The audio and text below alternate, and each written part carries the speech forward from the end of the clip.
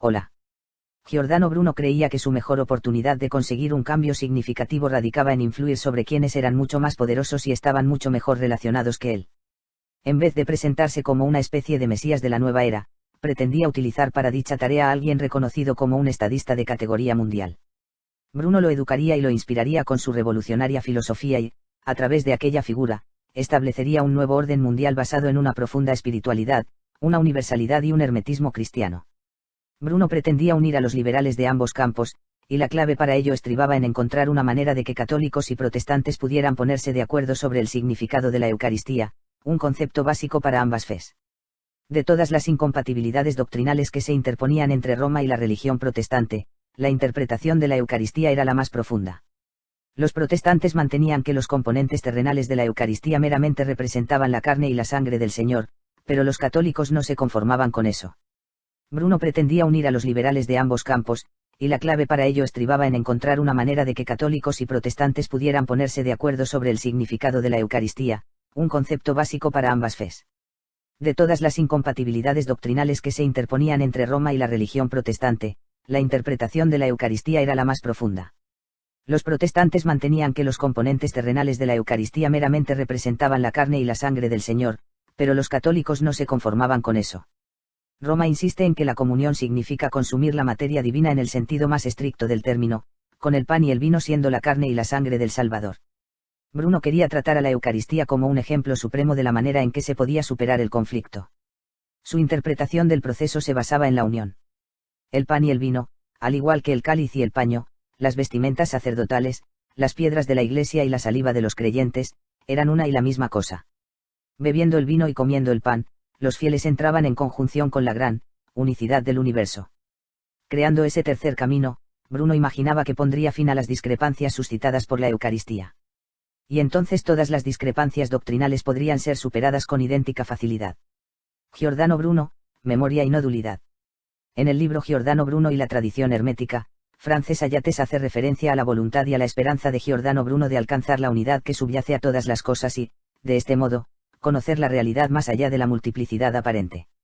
Bruno tiene la esperanza, o al menos así me lo parece, de que al imprimir en la memoria las imágenes celestes, las imágenes arquetípicas del cielo que son sombras situadas cerca de las ideas en la mens divina de la que dependen todas las cosas inferiores, conseguirá alcanzar la experiencia egipcia de convertirse, en verdadero sentido gnóstico, en el Ayan, que encierra en sí mismo los poderes divinos. Imprimiendo en la fantasía las figuras Ouda y Akal se puede entrar en posesión de un arte figurativo que ayudará, no solo a la memoria, sino a todos los poderes del alma para que puedan desarrollarse según cauces maravillosos. Cuando alguien construye por sí mismo las formas celestiales llega, partiendo de la confusa pluralidad de las cosas, a la unidad que subyace en todas ellas. El sistema mágico bruniano de la memoria es, pues, representativo de alguien que conoce la realidad más allá de la multiplicidad aparente, que ha conformado la propia imaginación a las imágenes arquetípicas, y que, gracias a su penetración de la realidad, también ha conseguido obtener poderes operativos. Se trata de una derivación directa de la interpretación neoplatónica de Ficino sobre las imágenes celestes, pero que, en este caso, ha sido llevada hasta límites mucho más osados. Según se desprende de estos textos, Bruno pretendía elaborar un complicado sistema de reforma mística y mágica de la imaginación, a través de la impresión en la memoria de las imágenes celestiales, que estaba destinado a la adquisición de niveles superiores de conciencia y conocimiento. En disciplinas orientales como el Zen o el Vedanta, observamos la misma voluntad de transformación para el descubrimiento del nivel mental, tal y como se recoge en el libro Sabidurías Orientales de la Antigüedad de María Teresa Román que citamos a continuación, en palabras de Ken Wilber, uno de los más destacados teóricos de la conciencia. Las disciplinas orientales como el Zen o el Vedanta no son teorías, filosofías, psicologías ni religiones, sino primordialmente un conjunto de experimentos, en el sentido más rigurosamente científico de la palabra. Contienen una serie de normas o preceptos que, debidamente ejecutados, conducen al descubrimiento del nivel mental. O la siguiente cita de Watts. En las filosofías de Asia, Watts afirma: el meollo de todas estas filosofías orientales no es una idea, una teoría, y ni siquiera una forma de comportamiento, sino que es fundamentalmente una forma de experimentar una transformación de la conciencia cotidiana. Las representaciones brunianas del mundo y el arte de la memoria se asemejarían al conjunto de experimentos del Zen o del Vedanta, un conjunto de experimentos que el mago emplea como objeto de meditación y reflexión interior, y que están destinados a la propia transformación volviendo a Frances Ayates. El punto de las descripciones de las representaciones del mundo sobre el que quiero hacer hincapié, es que tales figuras no han sido construidas simplemente para ser admiradas, sino para meditar sobre ellas para que se conviertan en objeto de reflexión interior. El hombre que observa la representación del mundo que constituye el fresco de su dormitorio, imprimiéndola en su memoria junto a los colores dominantes de los planetas, cuando sale de su casa y observa el espectáculo que ofrecen las innumerables cosas individuales, está preparado para integrarlas en el marco de una cierta unidad gracias a las imágenes de una extraordinaria ilusión, que, años más tarde, debió inspirar los esfuerzos de Giordano Bruno encaminados a fundamentar la memoria sobre las imágenes celestes, sobre ciertas imágenes que son sombras de ideas en el alma del mundo, a fin de unificar y organizar las innumerables individualidades del mundo y todos los contenidos de la memoria. El objetivo hermético de Bruno consistía en representar lo irrepresentable, imprimir la totalidad del universo en la memoria, a través de un esfuerzo imaginativo, e identificarse con él. Porque, digo yo, son tan pocos los que comprenden y hacen suyo el poder interior. Aquel que ve en sí mismo todas las cosas es, a un mismo tiempo, todas las cosas. Esta voluntad de transformación se halla también presente en el Corpus Hermeticum, 11, capítulo 2, en la reflexión egipcia del universo en la mente, sobre todo en la parte final de la cita que marcamos en negrita. Si no te haces igual a Dios, no podrás comprenderle, ya que toda cosa solo es inteligible para otra similar a ella. Elévate hasta alcanzar una grandeza por encima de toda medida, libérate de tu cuerpo con un brinco, pasa por encima de todo tiempo, hazte eternidad y entonces comprenderás a Dios. Convéncete de que nada es imposible para ti, piensa que eres inmortal y que estás en condiciones de comprenderlo todo, todas las artes, todas las ciencias, la naturaleza de todo ser viviente. Asciende hasta situarte por encima de la mayor altitud, desciende por debajo de la profundidad más abisal. Experimenta en tu interior todas las sensaciones de aquello que ha sido creado, del fuego y del agua, de lo húmedo y de lo seco, imaginando que estás en todas partes, sobre la tierra, en el mar, en el cielo. Imagínate que aún no has nacido, que te encuentras en el seno materno, que eres adolescente, viejo, que estás muerto, que estás más allá de la muerte. Si consigues abarcar con tu pensamiento todas las cosas en su conjunto, tiempos, espacios, substancias, cualidades, cantidades, podrás comprender a Dios. La magia, 12, de Bruno tiene como objetivo transformar al mago y acercarlo a la divinidad. Pero, ¿cómo alcanzar esta? ¿Cómo comunicarse con el mundo poblado de ángeles y demonios que llega a Bruno a través de Pseudo Dionisio y Agrippa? La respuesta es sencilla, a través de los vínculos y de la configuración mágica de la memoria. En cuanto a los primeros, los vínculos, son usados para hacer copular el mundo físico con el divino. Agrippa dividía su de oculta filosofía en tres partes, tres tipos de magia que se corresponden con los tres mundos existentes para el mago renacentista, el arquetípico o divino, el matemático o intermedio y el natural o físico. El mago necesita vincular el mundo arquetípico y divino con el natural o físico a través del matemático o intermedio, y esta es la función de los vínculos, posibilitar el camino ascendente hacia la divinidad. En la obra de Bruno Mundo, Magia, Memoria, 13, se ilustran los vínculos a través del siguiente ejemplo. Por ejemplo, en el caso de una afección gripal, el mago tratará de vincular la salud, mundo arquetípico, a su paciente, mundo natural, mediante la medicina, la persuasión, el reposo, etc. La medicina es el agente físico y matemático por el que la salud entra en el paciente. La medicina es obviamente un cuerpo físico, pero su administración salutífera está presidida por el número, cantidad de medicina, ritmo diario en la medicación, etc. Estos vínculos constituirían la vía de fusionarnos con una realidad superior, en palabras de María Teresa Román. Cuando hemos hablado anteriormente de SDATM Wikipedia Webling Filosofia Perenne, apuntábamos en dirección no solo a las preguntas sobre las realidades trascendentes sino a la vía que nos permitirá acceder a esas mismas realidades, o mejor dicho, fusionarnos con ellas. Este nivel constituye lo que se conoce como conciencia mística y abarca la sensación de ser uno con el cosmos. Esta sensación de ser uno con el cosmos aparece recurrentemente en Bruno. Me gustaría terminar esta sección con una nota al pie extraída del libro Mundo, Magia, Memoria, que resume a la perfección la voluntad de transformación, que aquí denomina reescritura o reinvención a la que nos referimos. Los vínculos hacen copular el poder y la acción del universo, disuelven la finitud de las cosas, sacan de sus cuajos las fronteras establecidas, y, con frenesí suspendido de la distracción absoluta, dan nuevos rostros al universo, proyectan nuevos coágulos de lenguaje desde donde vivir de otra manera el mundo. Transformar el mundo, cambiarlo. No es eso. De lo que se trata es de reescribirlo. Le Monde está reinventer. Modelo cognitivo operativo oriental versus occidental. Según Avicena y Sorabardi, dos destacados filósofos musulmanes, que vivieron en épocas distintas, Oriente y Occidente representan dos espíritus diferentes y opuestos. En los relatos en forma de visiones, ambos pensadores han establecido el inventario de perfiles que encarnan, según ellos, Oriente y Occidente. Si añadimos además declaraciones de determinados eruditos occidentales, las creencias místicas del Próximo Oriente, de la antigüedad hasta la época actual, encontramos lo siguiente. No es difícil identificar a Bruno en el inventario de perfiles correspondientes a Oriente, el carácter místico e iniciático de sus textos, su naturalismo mágico y su noción de alma universal. Las cosas tienen en sí mismas el principio del movimiento, realidad viva, su amor intelectual de Dios, siendo el mundo explicatio Dei, explicación, manifestación, justificación, vestigio, manifestación, verbo o imagen de Dios, etc. Como efecto necesario de la potencia divina en el que la misma se realiza plenamente, el universo infinito es imagen, vestigio, espejo y simulacro de la divinidad. El universo infinito es ciertamente la autoexpresión de Dios, o como Bruno dice, sirviéndose de la terminología del Cusaan o la explicatio o contractio de lo que en absoluta unidad y simplicidad divina está implicado. Los dos espíritus diferentes y opuestos de Oriente y Occidente, a los que aludíamos antes, quedan patentes en sus filosofías, la occidental con intereses teórico-especulativos, y la oriental de orden más espiritual y que emana de necesidades prácticas. La filosofía occidental se ha encaminado hacia intereses teórico-especulativos. Dicha filosofía intenta presentar una teoría cósmica, poniendo en evidencia la naturaleza de la realidad. Asimismo pretende desarrollar distintas doctrinas acerca de la naturaleza, el alma y la divinidad. Sin embargo, no parece que exista ningún interés de orden espiritual en este afán. En Oriente, por el contrario, la filosofía emanó de necesidades prácticas. Hondas reflexiones sobre los temas concretos del quehacer humano y el esquema de valores convencieron a un importante sector de pensadores indios de que el único objetivo de la actividad filosófica no es la teorización de sillón, sino la realización del valor supremo.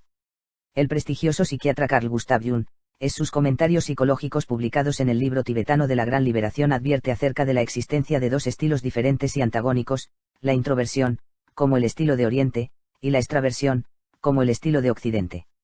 Oriente se basa en la realidad psíquica, es decir, en la psique, como la principal y única condición de existencia.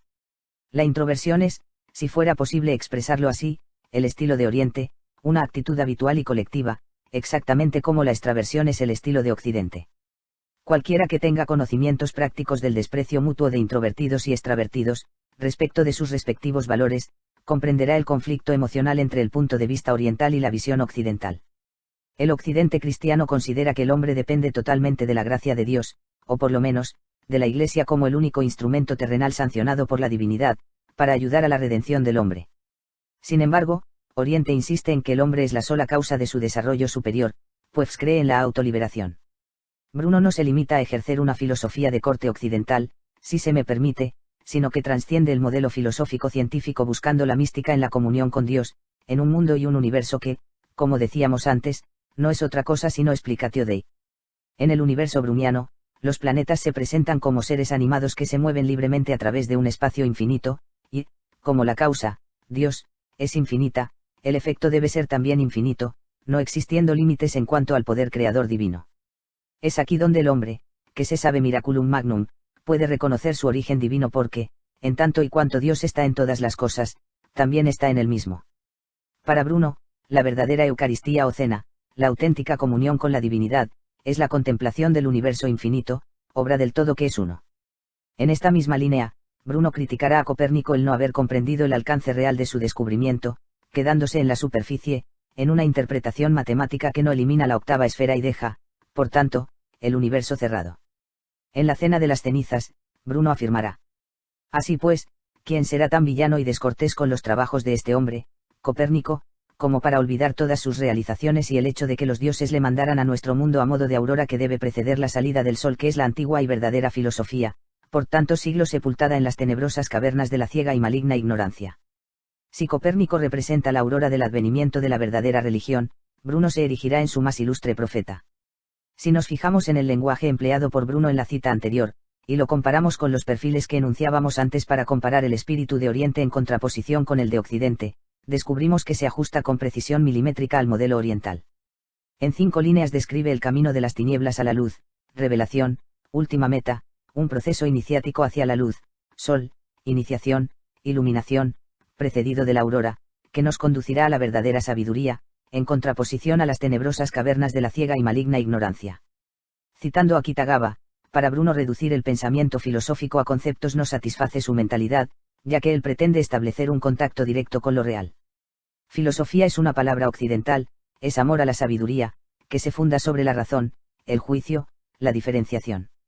Reducir el pensamiento filosófico a conceptos no satisface la mentalidad oriental, ella quiere establecer un contacto directo con lo real. Y, enlazando con la siguiente sección, otro aspecto que caracteriza a la filosofía occidental es que se trata de una filosofía de dualismos. La filosofía occidental, en general, es la griega y la filosofía griega es la filosofía de los dualismos. La mayoría de los principales temas filosóficos debatidos todavía hoy fueron creados y modelados por los filósofos de la antigua Grecia. Entre ellos se encuentra el dualismo de la verdad frente a la mentira, cuyo estudio recibe el nombre de lógica, el de la bondad frente a la maldad, denominado ética, y el de la apariencia frente a la realidad, llamado epistemología. Los griegos iniciaron también el estudio a gran escala de la ontología, o exploración de la naturaleza esencial o ser del universo, basando sus primeras investigaciones en los dualismos de uno frente a muchos, el caos frente al orden y la simplicidad frente a la complejidad. Mi impresión es que Bruno, como veremos más adelante, se aleja de esta dualidad buscando una nueva modalidad de experiencia no dual, citando al propio Bruno llegar, partiendo de la confusa pluralidad de las cosas, a la unidad que subyace en todas ellas. Este conjunto de factores, la voluntad de transformación y las características del espíritu oriental, que descubrí en mi segundo encuentro con Bruno, es lo que me produjo la sensación de encontrarme ante un pensador del lejano oriente, en lugar de ante un filósofo occidental guiado por la ciencia y la razón. Tal vez esa fuera una de las causas de su muerte, ya que sí que podría considerársele culpable de sembrar un principio revolucionario en el espíritu del hombre de su tiempo. Salvando las distancias, el siguiente párrafo, que dedica Hegel a la muerte de Sócrates, podría ser aplicable también a Bruno. El destino de Sócrates es, pues, el de la suprema tragedia. Su muerte puede aparecer como una suprema injusticia, puesto que había cumplido perfectamente sus deberes para con la patria y había abierto a su pueblo un mundo interior. Mas, por otro lado, también el pueblo ateniense tenía perfecta razón, al sentir la profunda conciencia de que esta interioridad debilitaba la autoridad de la ley del Estado y minaba el Estado ateniense. Por justificado que estuviera Sócrates, tan justificado estaba el pueblo ateniense frente a él. Pues el principio de Sócrates es un principio revolucionario para el mundo griego. En este gran sentido, condenó a muerte el pueblo ateniense a su enemigo y fue la muerte de Sócrates la suma justicia. Cuando comencé el trabajo, pensé que la voluntad de autotransformación y automodificación bruniana, a través de la magia y el arte de la memoria, constituiría el nexo entre Bruno y las diferentes sabidurías orientales, como el Zen o el Vedanta, cuyas prácticas para el descubrimiento del nivel mental se mencionaron al principio. Me pareció un nexo suficiente para escribir 10 o 15 páginas. Pero a medida que fui profundizando en la conexión me fui dando cuenta de que el nexo era mayor de lo que esperaba, y que no solo existía coincidencia en el empleo de métodos o experimentos para la adquisición de niveles superiores de conciencia y conocimiento, sino también en la naturaleza de la realidad última buscada, o en la modalidad de conciencia y experiencia perseguida. No dualidad. David Loy, en su libro No dualidad, distingue entre 3 tipos diferentes de no dualidad. 1. Negación del pensamiento dualista. 2. La no pluralidad del mundo. 3. Ausencia de diferenciación entre sujeto y objeto. Aclaremos brevemente en qué consiste cada una de ellas. 1. Negación del pensamiento dualista. El primer tipo de no dualidad es el que cuestiona el pensamiento dualista, es decir, al pensamiento que escinde la realidad en 2 categorías contrapuestas, ser y no ser, éxito y fracaso, vida y muerte, iluminación e ignorancia, etc. El problema que suscita el pensamiento dualista es que, si bien establece este tipo de distinciones con la intención de elegir una sobre otra, tal disyuntiva, no obstante, resulta, en última instancia, ilusoria, porque, en el fondo, ambos extremos son interdependientes y, cuando nos inclinamos hacia uno de ellos, estamos fortaleciendo inadvertidamente el polo opuesto. 2. No pluralidad del mundo. La superposición del pensamiento dualista genera una experiencia dualista del mundo en la segunda acepción del término, es decir, en tanto que colección de objetos discretos, entre los que se encontraría el yo, que interactúan causalmente en el espacio y el tiempo.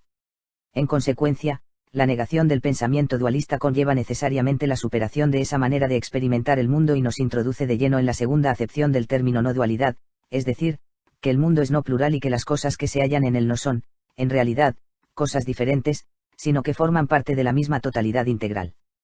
3. No diferenciación entre sujeto y objeto. Ya hemos visto que el pensamiento dualista nos lleva a percibir el mundo como una pluralidad. Y la relación existente entre las no dualidades correspondientes es también la misma, ya que el mundo en tanto que colección de objetos discretos, entre los que se cuenta el yo, que se hallan ubicados en el espacio y tiempo, carece de realidad objetiva que podamos observar sin modificarla. Es por ello por lo que cualquier cambio en nuestro modo de pensar habitual conlleva un cambio correlativo en nuestra percepción del mundo. Cuando el sujeto que lo percibe se haya separado del mundo, éste no puede ser experimentado realmente como una totalidad. Por tanto, la no dualidad propia de este caso es aquella en la que se trasciende toda diferencia entre el sujeto y el objeto. La segunda aproximación, no pluralidad del mundo, no es incompatible ni contradice la afirmación browniana de los mundos innumerables en el infinito universo. Alude a la modalidad de experiencia que permite ver la unidad integral de todo más allá de la multiplicidad aparente. En la siguiente tabla se recogen algunos paralelismos entre las diferentes aproximaciones a la no dualidad, citas en la columna de la derecha, y el pensamiento de Giordano Bruno, citas en la columna de la izquierda. Aunque aquí solo recogeremos algunos ejemplos, el paralelismo en muchos de sus textos es sorprendente. La impresión que subyace a dichos textos, dos de los cuales citamos íntegros a continuación, es que Giordano Bruno aspiraba a conseguir una modalidad de experiencia no dual, para entrar en comunión con la divinidad, con el mundo y la naturaleza. Su técnica es iniciática, una técnica interior para la formación de un mago religioso, donde el iniciado experimenta la catarsis de la comprensión de ser uno en el todo, de manera bastante similar a la de los místicos orientales. Bruno afirma lo siguiente de su filosofía. Esta es la filosofía que abre los sentidos, contenta el espíritu, exalta el intelecto y reconduce al hombre a la verdadera beatitud que puede tener como hombre y que consiste en esta y tal compostura, porque lo libera del solícito afán de los placeres y del ciego sentimiento de los dolores, le hace gozar del ser presente y no temer más que esperar del futuro, porque la providencia, hado o suerte que dispone de los avatares de nuestro ser particular no quiere ni permite que sepamos de lo uno más de lo que ignoramos de lo otro, volviéndonos dudosos y perplejos ante la primera visión y el primer encuentro. Pero mientras consideramos más profundamente el ser y la sustancia de aquel en el que somos inmutables, hallaremos que no existe la muerte, no solo para nosotros, tampoco para ninguna sustancia, mientras nada disminuye sustancialmente, sino que todo cambia de rostro discurriendo por el espacio infinito. Lo contrario de esto no se manifiesta más que a quien no capta otra cosa que el ser presente, igual que la belleza del edificio no se hace aparente a quien vislumbra una parte mínima del mismo. Y la define como la verdadera vía a la verdadera moralidad. Esta es la razón de la mutación vicisitudinal del todo, por la cual no hay mal del que no se salga ni bien en el que no se incurra, mientras por el espacio infinito, por la perpetua mutación, la sustancia toda persevera idéntica y una.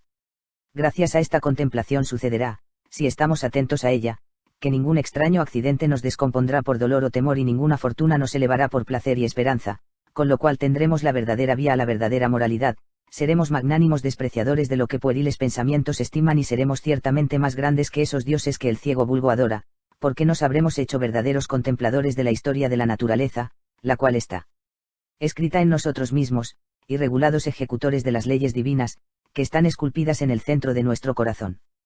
Conoceremos que volar de aquí al cielo no es diferente a volar del cielo aquí, ascender de aquí allí no es diferente a ascender de allí aquí, no hay diferencia en descender del uno al otro punto. Nosotros no somos más periféricos a ellos que ellos a nosotros, ellos no son más centro para nosotros que nosotros para ellos, nosotros también pisamos una estrella y estamos abrazados por el cielo igual que ellos. Con la frase nos habremos hecho verdaderos contempladores de la historia de la naturaleza, la cual está escrita en nosotros mismos, y regulados ejecutores de las leyes divinas, que están esculpidas en el centro de nuestro corazón. Bruno parece ser consciente que las leyes que nos rigen a cada uno de nosotros son las mismas leyes que rigen al resto de la naturaleza. En la actualidad, la física cuántica se ha alejado de las concepciones dualistas y ofrece una imagen del mundo muy próxima a las doctrinas no duales. En este sentido, M. Teresa Román, en su obra Sabidurías Orientales de la Antigüedad, recoge lo siguiente.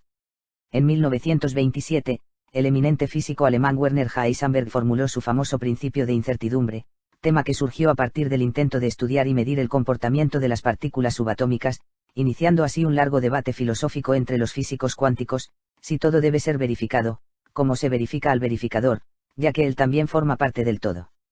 En términos muy simplificados, Heisenberg afirmaba que el observador altera lo observado por la simple acción de su observación.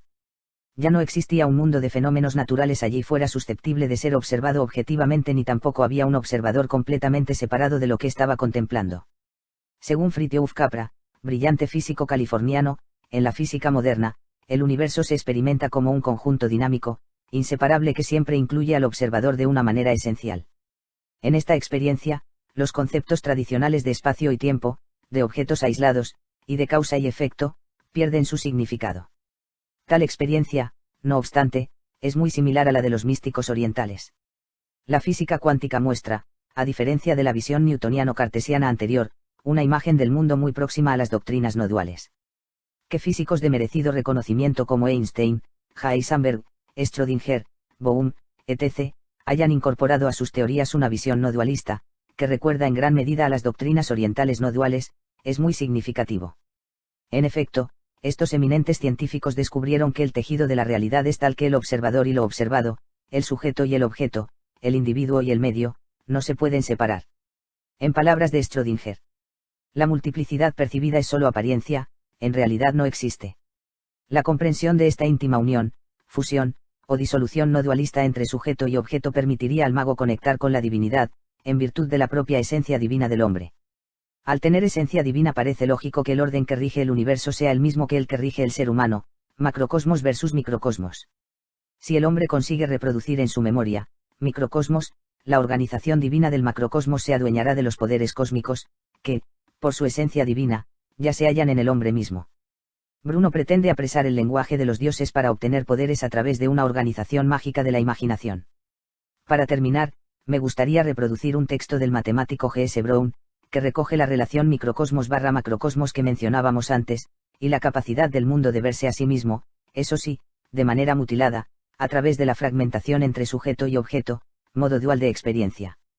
Vamos a considerar, por un momento, el mundo tal como lo describe el físico.